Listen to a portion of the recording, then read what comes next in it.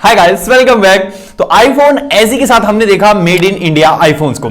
उससे पहले हम देख देख के पक चुके थे पूरे यही वाले आईफोन जो हैं designed in California and assembled in China. लेकिन अभी हमको देखने को मिलते हैं मेड इन इंडिया आईफोन्स, लेकिन ये कुछ सेलेक्टेड हैं। जैसे हमको सबसे पहले आईफोन एसी देखने को मिला, उसके बाद आईफोन 11 देखने को मिला और आईफोन 12 भी देखने को मिला। और अभी फरवरी 2022 मतलब अगले महीने से आईफोन 13 मतलब जो लेटेस्ट है उसकी मैन्युफैक्चरिंग इंडिया में स्टार्ट होने वाली है, और वो भी ट्रायल प्रोडक्शन फोक्सकॉन स्टार्ट करने वाला है चेन्नई में। हाँ, मुझे पता है काफी डिले है, बट स्टिल कर देगा।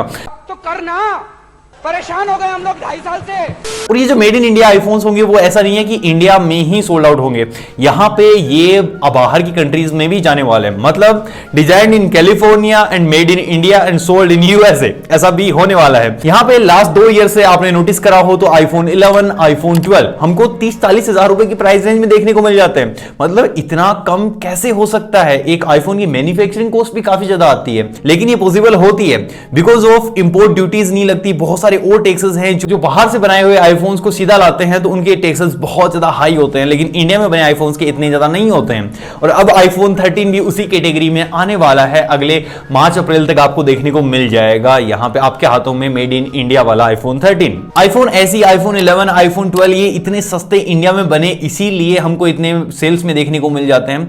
वरना कभी देखा है आईफोन 12 प्रो मैक्स या फिर 11 प्रो मैक्स आपको देखने को मिल रहा है 40 हजार रुपए में, 50 हजार रुपए में? नहीं देखा ना। लेकिन फ्यूचर में ये चीज आप होते हुए देखोगे जहां पे आईफोन 13 लाइनअप जो है वो पूरा का पूरा मैन्युफैक्चर होगा इंडिया में, और उसके बाद सेल्स में ये भी आपको 50 हजार रुपए में देखने को मिल सकते हैं प्रो लाइनअप भी। और जब लेटेस्ट सीरीज की मैन्युफैक्चरिंग यहां पर स्टार्ट हो जाएगी तो डेफिनेटली इस साल के आईफोन्स हैं आईफोन 14 सीरीज। इस बार आपको 4 आईफोन तो देखने को मिलेंगे, लेकिन इनमें मिनी नहीं होगा। लास्ट 2 सालों से आपने नोटिस किया होगा कि आपको 4 आईफोन एप्पल प्रोवाइड करता है हर बार। IPhone 13 mini, iPhone 13, 13 pro, 13 pro max, और ऐसा ही था आईफोन 12 के साथ भी। लेकिन इस बार ऐसा होगा आईफोन 14 एंड 14 मैक्स, उसके बाद iPhone 14 pro and 14 pro max, ये अलग अलग होंगे। मिनी जो होगा वो डिसकंटिन्यू होने वाला है क्योंकि इसकी सेल जो है ना वो इतनी ज्यादा नहीं है जितना एप्पल ने एक्सपेक्ट करा था, और सेल्स नहीं है शायद इसीलिए आपको ये 36-37 हजार रुपए में देखने को मिल जाता है। और अब हम सीधा जंप करेंगे आपको आईफोन 14 में और क्या ऐसी खास चीज देखने को मिलेगी जो इसको अब वाली सीरीज से बिल्कुल डिफरेंट बना देगी। तो अगर आप आईफोन 13 सीरीज को थोड़ा सा और गौर से देखो ना तो आप पाओगे यहां पे आपको देखने को मिलता है आईफोन 13 और आईफोन 13 प्रो लाइनअप। अब ये जो 13 वाला 13 और 13 मिनी है ना उसमें आपको नॉर्मल 60 हर्ट्ज वाली डिस्प्ले देखने को मिलती है, लेकिन प्रो में आपको प्रो मोशन डिस्प्ले देखने को मिल रही है 120 हर्ट्ज वाली। और कुछ कैमरा में आपको डिफरेंसेस देखने को मिलते हैं जिसमें प्रो रेज वीडियो देखने को मिल जाता है प्रो लाइनअप में, और इसी के साथ आपको मैक्रो फोटोज भी देखने को मिल जाती हैं, मैक्रो कैमरा देखने को मिलता है। लेकिन एक छोटी मोटी सी चीजें इतना ज्यादा डिफरेंस कैसे क्रिएट कर देती हैं प्राइस में। आईफोन 13 तो 80,000 रुपीज का देखने को मिल जाता है, लेकिन आईफोन 13 प्रो मैक्स 1,20,000 1,30,000 रुपए के क्यों आते हैं? तो कहने का सिंपल सा मतलब यह है कि आईफोन 13 प्रो जो है ना उसकी मैन्युफैक्चरिंग कॉस्ट जो एप्पल को पड़ती है ना वो ऑलमोस्ट 40 से 42 हजार रुपए पड़ती है, लेकिन वो बेचता है 1,20,000 रुपए में इंडिया में, 78,000 रुपीज का मार्जिन। दूसरी तरफ जो आईफोन 13 है ना उसमें मैन्युफैक्चरिंग कॉस्ट आती है ऑलमोस्ट 35,000 रुपीज, लेकिन बेचा जाता है उसको 80,000 रुपीज में। यहां पे प्रॉफिट मार्जिन बहुत कम है और इस चीज को एप्पल भी समझता है, और इसका सीधा सा रिजल्ट ये है कि जो प्रो लाइनअप है उसमें ज्यादा प्रॉफिट मिलता है एप्पल को। तो यहां पे जो आईफोन 14 सीरीज आने वाली है ना उसमें और भी ज्यादा डिफरेंसेस आपको देखने को मिलेंगे आईफोन 14 में, और उसी के साथ जो प्रो वेरिएंट्स होंगे उनमें।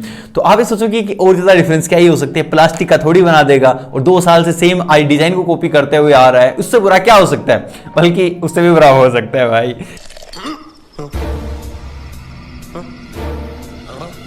यहां पे हम सब सोचते हैं आईफोन के डिजाइन के बारे में, और जब भी डिजाइन के बारे में बात आती है तो आती है बात सबसे पहले नोच की। और इस बार लीक्स के अकॉर्डिंग आपको पंच होल देखने को मिलेगा। हाँ, अब बिल्कुल सही हो, लेकिन आईफोन 14 जो होगा ना उसमें आपको अगेन सेम की सेम नोच देखने को मिलेगी, और जो आईफोन प्रो लाइनअप होगा ना प्रो और प्रो मैक्स वहां पे आपको देखने को मिलेगा एक पंच होल।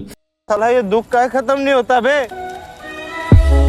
तो ये एक सबसे बड़ा डिफरेंस होगा जिसके चलते आपको मजबूरी में आईफोन 14 प्रो लाइनअप के साथ जाना पड़ेगा, ना कि नॉर्मल वाला, क्योंकि नॉर्मल वाला सेम ही दिखेगा 13 की तरह। लेकिन इसी के साथ एक अच्छी चीज भी है, यहां पे आपको प्रो मोशन डिस्प्ले देखने को मिल जाएगी,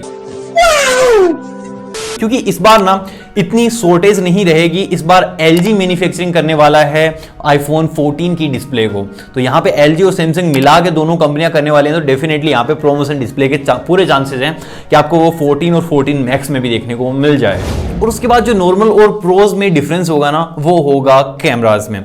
यहाँ पे जो प्रो लाइनअप होगा ना, उसमें आपको 48 मेगापिक्सल के कैमरास देखने को मिलेंगे और नॉर्मल में 12 मेगापिक्सल। और जो प्रोज होंगे, यहाँ पे आपको 8K वीडियो रिकॉर्डिंग का ऑप्शन देखने को मिल जाएगा प्रो रेस वीडियो रिकॉर्डिंग के साथ साथ। और जो पंचोल वाले लीक्स निकल के आ रहे हैं ना, उसको आप 100% कंफर्म मान सकते हो, क्योंकि हमारे भी जो लीक्स है ना वो बहुत कमाल जगह जाते हैं। तो डेफिनेटली यहाँ पे आप कंफर्मेशन पूरा 100% मान के चलो। बहुत सारे लीक्स्टर्स हैं जैसे मिंगचिको हैं और भी बहुत सारे हैं जिन्होंने पास्ट में बहुत एक्यूरेट लीक्स दिए हैं, और वो उनका सबका कहना है कि यहाँ पे आपको पंचोल देखने को मिलेगा। और जो प्रो मैक्स होगा ना, यहाँ पे चांसेस है कि आपको पिल शेप में देखने को मिले पंचोल, जिसके चलते और ज्यादा वाइड एंगल सेल्फी आप एक्सपेक्ट कर सकते हो। मतलब आईफोन, एप्पल को भी तो ये चीज पता है ना कि उसके आईफोन्स की वीडियोग्राफी जो है ना, वो उसका मेन स्टैंडर्ड है, और इस स्टैंडर्ड को वो कभी कम नहीं करना चाहेगा। धीरे धीरे जो ये ऑनलाइन कंटेंट क्रिएटिंग बढ़ रही है ना, इसको ध्यान में रखते हुए यहाँ पे आपको वाइड एंगल सेल्फी देखने को मिलेगी, जिसके चलते आपको वाइड एंगल वीडियोस भी देखने को मिल जाएंगे। और अपने आईफोन 14 प्रो मैक्स से आप डेफिनेटली व्लॉगिंग कर सकते हो, वो भी वाइड एंगल में। और उसके बाद रिसेंटली एक लीक निकल के आया था कि इस बार आपको आईफोन में जो सिम ट्रे होती है वो नहीं देखने को मिलेगी। तो इसके बदले क्या देखने को मिलेगा भाई? चार्जर हटा दिया, केबल हटा दी, ईयरफोन हटा दिया, अब क्या बचा? क्या है? तो बचा है पोर्टलेस आईफोन। हमने बहुत बार सुना है कि आईफोन जो होंगे फ्यूचर के, वो पोर्टलेस आईफोन होने वाले हैं, और ये स्टार्टिंग हो जाएगी 14 से ही, जहां पे सबसे पहले सिम ट्रे को हटा दिया जाएगा। और सिम ट्रे को हटाने का सीधा सा मतलब है कि हमको इस सिम पे शिफ्ट करना पड़ेगा, और ये टेक्नोलॉजी बहुत पुरानी है, लेकिन अभी तक हम इसको अडॉप्ट नहीं कर पाए हैं भाई पूरी तरीके से। लेकिन जब एप्पल इसको मास प्रोडक्शन में लाने वाला है ना, तो डेफिनेटली आप सोच के चलो कि उसने टेलीकॉम ऑपरेटर से ऑलरेडी बात कर रखी है इस बारे में कि आपको बहुत ज्यादा परेशानी का सामना नहीं करना पड़ेगा। लीक्स के अकॉर्डिंग जो यूएसए के टेलीकॉम ऑपरेटर्स है ना, जैसे यहाँ के जियो या फिर और एयरटेल वोडाफोन है ना, वैसे वहां के AT&T वगैरह हैं, उनको ऑलरेडी इस चीज की इंफॉर्मेशन दे दी गई है कि आप पोर्टलेस आईफोन्स के लिए पूरी तरीके से रेडी रहो। ई सिम्स के लिए ये एक फ्यूचर होगा जो आपको अडॉप्ट करना है। और डेफिनेटली यहाँ पे बहुत सारे लोग सोच रहे होंगे कि ई सिम पे अडॉप्ट करना इतना ज्यादा इजी नहीं है। हाँ, मुझे भी लगता है इजी नहीं है, क्योंकि मैं भी अपने फोन में यूज करता हूं और मैं उस सिम को निकालने के बारे में सोच ही नहीं सकता। ये एक लंबा प्रोसेस है। लेकिन एप्पल को अगर आप देखो तो ये एक $3 ट्रिलियन की कंपनी है, और यहां पे इनकी जो आईफोन्स हैं वो इनका मेन रेवेन्यू सोर्सेस हैं। तो इनके साथ जो रिसर्च एंड डेवलपमेंट होती है ना, उन पे बिलियंस ऑफ डॉलर खर्च किए जाते हैं। तो डेफिनेटली आप सोच के चल सकते हो कि आपको जो रिजल्ट देखने को मिलेगा वो बहुत ही ज्यादा स्टेबल होगा, और उसके साथ आप आराम से ही जा सकते हो। और इस चीज से आपको तीन फायदे हो जाएंगे भाई। जैसे आपको जो वाटर असिस्टेंट देखने को मिलता है आईफोन, उसमें ज्यादा और ज्यादा बढ़ोतरी हो जाएगी। मतलब यहां पे एक पोर्ट कम हो जाएगा, तो डेफिनेटली आप सोच सकते हो कि पोर्ट के कम होने के बाद कितना ज्यादा वाटर रेजिस्टेंट बढ़ जाएगा लेवल उसका।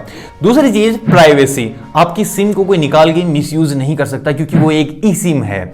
और तीसरी चीज, आप 2 से ज्यादा सिम भी यूज कर सकते हो, कॉन्फ़िगर करके रख लो, एक को डीएक्टिवेट, दूसरे को एक्टिवेट। तो ऐसे में ये 3 फायदे हैं जो बहुत कमाल के हैं। पर आपने सोचा है कि चाइना और हांगकांग वालों का क्या होगा इस मामले में? क्योंकि उन्होंने तो ई सिम को अडॉप्ट ही नहीं करा भाई, बिल्कुल भी। और ये लीक जो है ना, वो मुझे ऑलमोस्ट एक्यूरेट लग रहा है, क्योंकि अगर आपने थोड़ा सा भी मेंटोस कभी खाया हो तो आपको दिमाग चला होगा कि आईफोन 13 लाइनअप जो आया है ना, उसमें एप्पल ने ड्यूअल ई सिम का सपोर्ट ऑलरेडी दे दिया है। मतलब जिसको फिजिकल सिम नहीं लगाना ना, वो आईफोन 13 लाइनअप में ड्यूअल ई सिम लगा सकता है। लेकिन फर्क सिर्फ इतना है कि आपको फिजिकल सिम भी देखने को मिलती है, जो आपको आईफोन 14 में नहीं देखने को मिलेगी। तो ये बहुत सारी चीजें हैं जो आईफोन 14 लाइनअप के साथ आप एक्सपेक्ट कर सकते हो। और स्पेशल चीज ये है कि मेड इन इंडिया आईफोन्स, जिसके चलते हम सस्ते आईफोन एक्सपेक्ट कर सकते हैं फ्यूचर में। तो बस यार, ये जो वीडियो है वो यहीं पे खत्म हो जाती है। आई होप आपको वीडियो पसंद आई होगी। पसंद आई तो लाइक कर दो, सब्सक्राइब बटन को भी दबाओ लो, और मैं मिलूंगा आपसे अगले वाले वीडियो में। तब तक के लिए